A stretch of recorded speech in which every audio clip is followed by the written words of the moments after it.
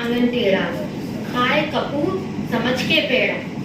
जो अब जिस इंसान को इसका मतलब है कि अपनी गलतियां छुपाने के लिए दूसरों को दोष देना। जैसे जैसे मेरे को डांस बिल्कुल नहीं आता है, लेकिन मैंने ये सोचा कि अरे ये मंच ही टेढ़ा बना हुआ है तो मैं कैसे नाचूं। तो इंसान को अपनी गलतियां छुपाने के लिए ये बहाने बनाने पड़ते हैं। जैसे एक लड़का था, 12th में पढ़ता था, वो फेल हो गया। उसके पिताजी ने कही, भाई ये क्या किया तुमने, हमने इतना पैसा लगाया।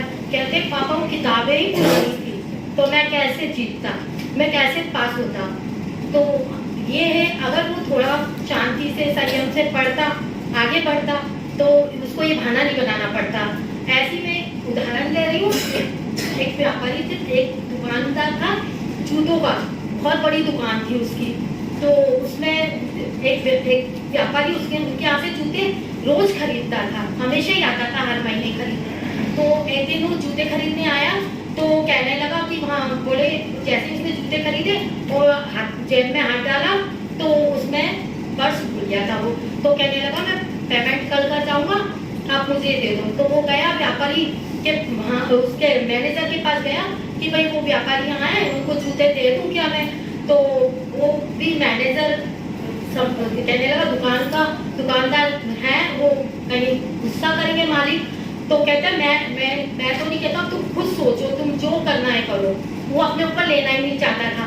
तो उसने कही कि ठीक है। अब वो बहुत सोचा, उसने अब नौकरी का सवाल था, उसने बहुत सोच समझ के फिर उसने वो जूते उसको व्यापारी को दे दिए। व्यापारी जूते लेके बड़ा खुश होकर चला गया। दूसरे दिन आया, सुबह आया, कहने लगा कि मैं ये आपके पैसे और ये जूते। तो बोले, तो कहने लगे आपने गलती से एक 7 नंबर का दे दिया, एक 8 नंबर का दे दिया।